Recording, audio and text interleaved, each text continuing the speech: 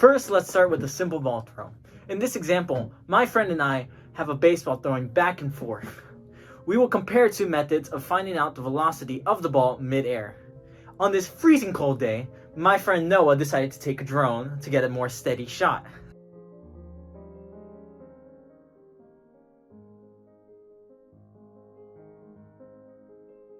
Now let's draw some points so we could see the parabola. Now let's do the same horizontally. Now let's do it vertically.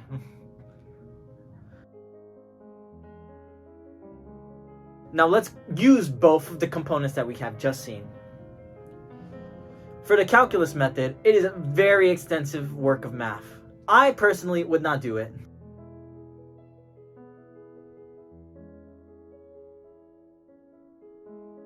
We can use the differentiation to find the velocity and acceleration of the graph.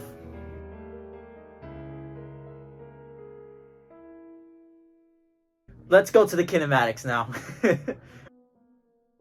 The calculus method gave us an answer of negative 1.208 meters per second, compared to the kinematics version, which gave us a negative 1.48 meters per second.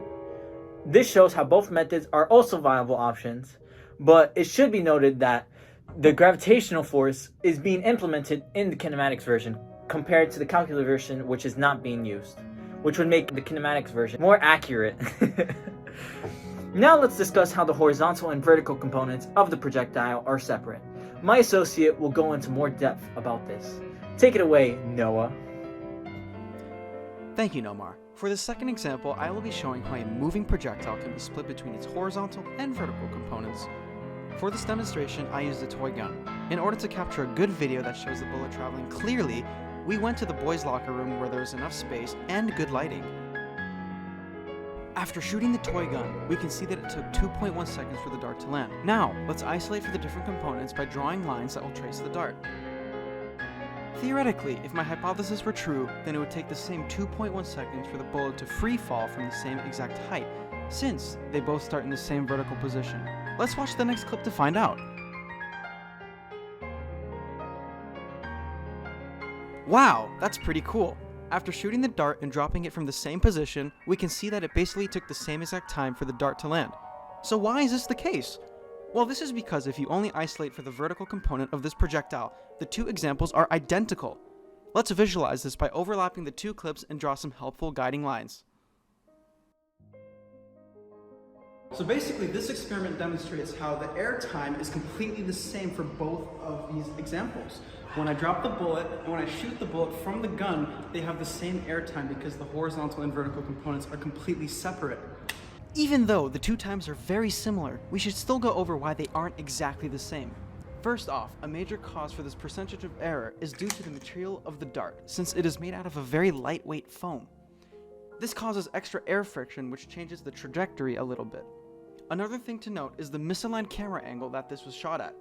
Small things here and there in the real world will always matter when calculating your final result, and it is vital to make sure that you get rid of as many variables as possible. Now, to discuss the physics behind the different angles of trajectory, I will pass the mic over to Professor Larkin. Take it away. Thank you so much, Noah, for that great example. I'm Professor Larkin, and today I'll be showing you our third and final example for the project.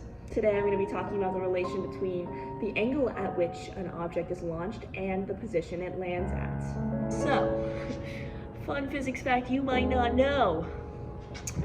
Two objects launched at a complementary angle will land in the same position as long as they're launched with the same velocity. So, today I fashioned a ramp made out of cardboard. It's nothing fancy. Simply put, I cut out a piece of cardboard.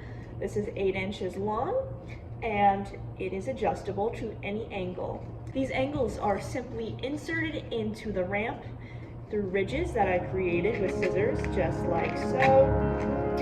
And this is an adjustable ramp.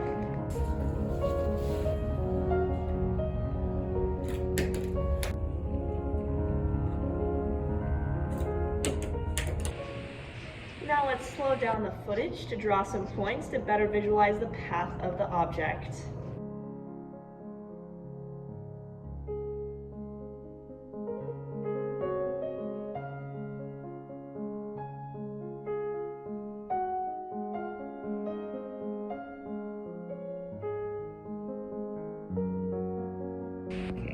that seems to be all I have for you today. Enjoy and integrate that math and science into your everyday life, kids.